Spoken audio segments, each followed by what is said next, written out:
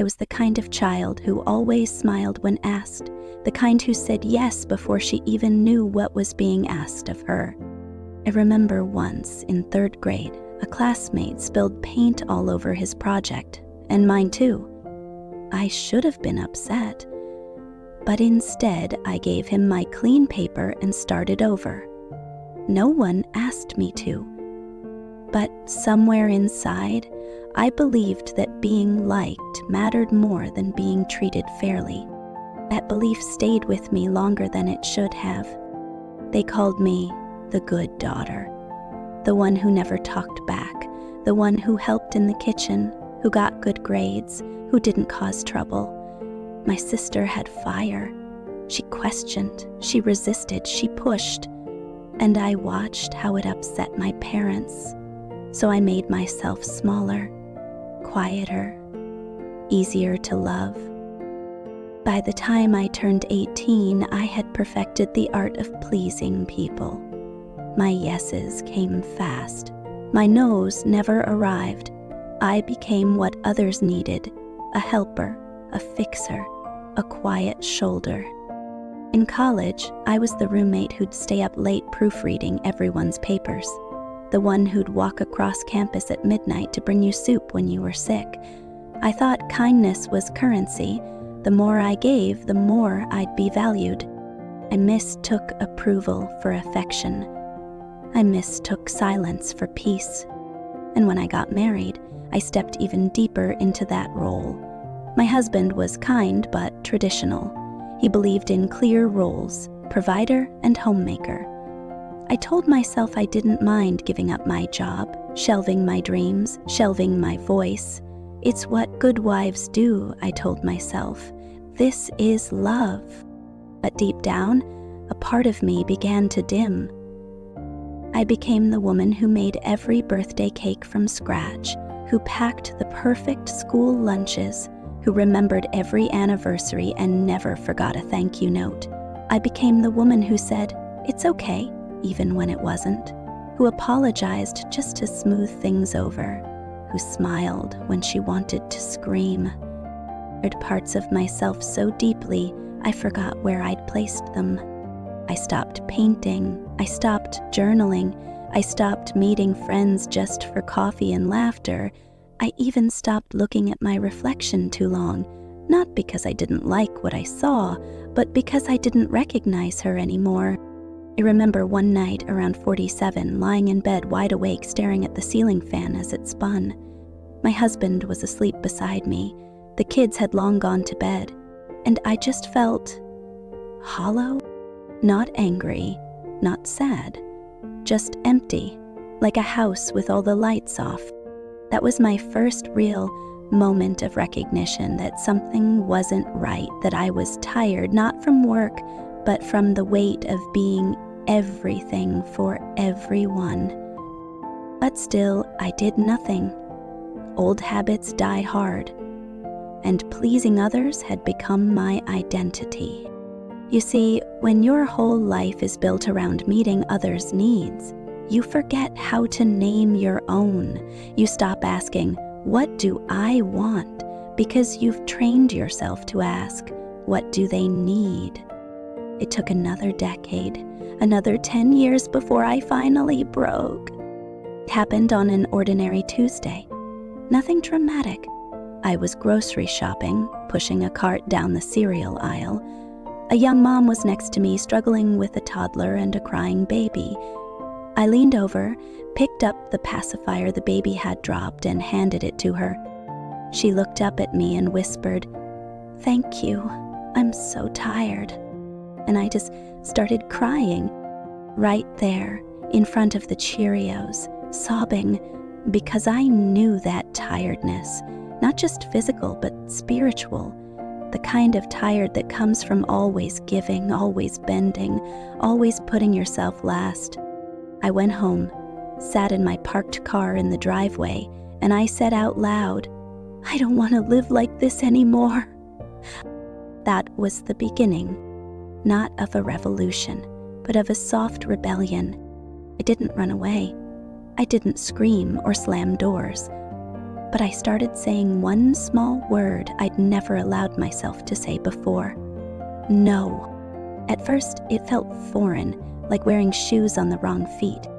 No, I don't want to host Thanksgiving this year. No, I'm not free to watch the grandkids every single Saturday. No, I won't be lending you money again. No, I can't just drop everything and be there. Not this time. And slowly, with each no, I was making room for something else. It didn't happen all at once. Growth rarely does. It was slow and shaky. Sometimes I said no and then cried in the bathroom out of guilt. Sometimes I said yes when I knew I should have said no, just because it was easier. But other times, powerful times, I held my ground. I started small, a pottery class on Tuesday nights, a new haircut, short and bold. I went to the library and checked out books I actually wanted to read. I bought a journal and started writing again, not for anyone else, just to hear my own thoughts. I said yes to things that made my heart flutter and no to things that made my chest tighten. I told my husband I needed more conversation, more partnership, more understanding. He didn't like it at first. He was used to the agreeable me, but over time, even he began to soften. We learned how to talk, really talk, not just about bills and schedules, but about dreams and disappointments and truth. I learned that people who truly love you don't love the version of you that always says yes. They love the version that's honest, the one that has boundaries, the one that's alive.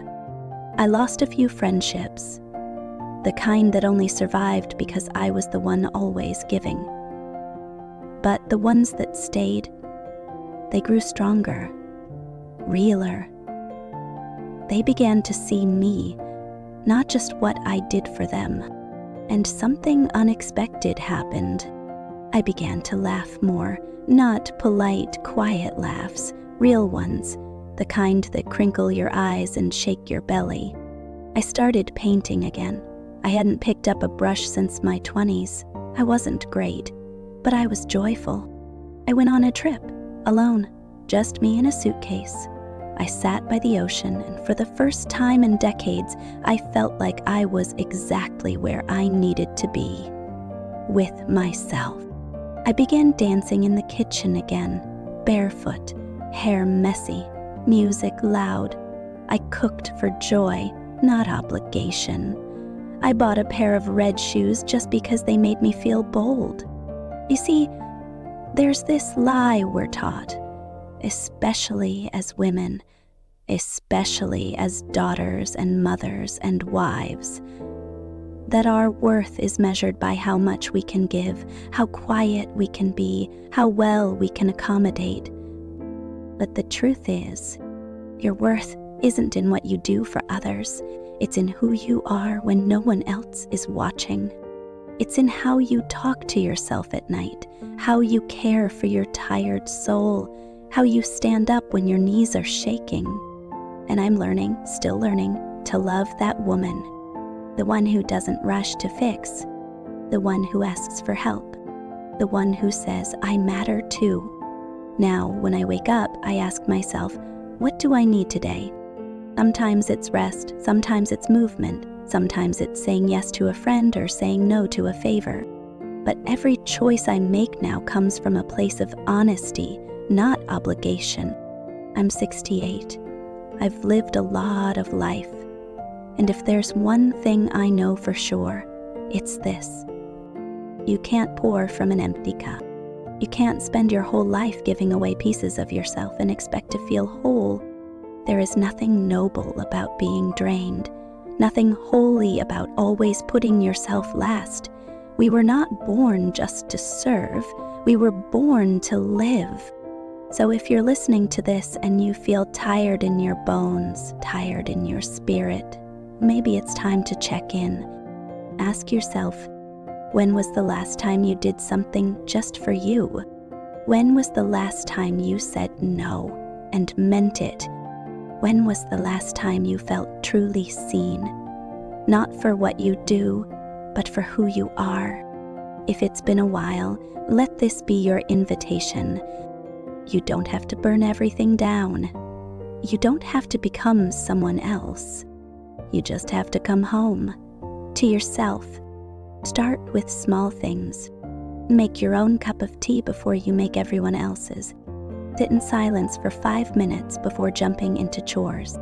Buy the flowers, wear the dress, take up space. Go on that walk, turn your phone off for an hour, write the poem, cry if you need to. Stop apologizing for being tired or being too loud or wanting something different. You've spent enough of your life shrinking. It's time to expand and time to live in your own truth. Not everyone will understand. That's okay. Some people will fall away. Let them.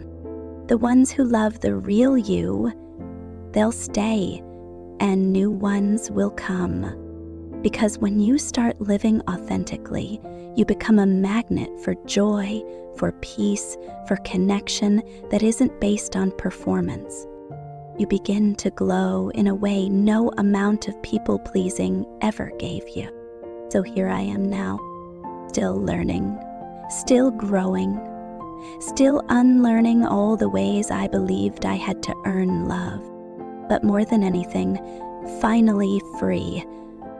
Free to say no, free to say yes, free to rest, free to rise, free to sit in a messy room and not clean it just because someone might drop by. Free to make choices that honor my spirit, not just others' comfort. Free to be loved not for what I do, but for who I am. And that, my friend, is the life I wish for you too. If this story resonated with you, if it reminded you of your own journey, I want to invite you to take one small step today toward yourself. Even if it's just whispering, I matter, because you do. And if you haven't yet, subscribe to The Mindful Elder. This is a home for stories like ours. Stories of healing, growth, and late life light. You're not alone anymore. You never were. Question for you. Was there ever a moment in your life when you realized you were living more for others than for yourself? If so, what changed for you? I'd love to read your story in the comments below.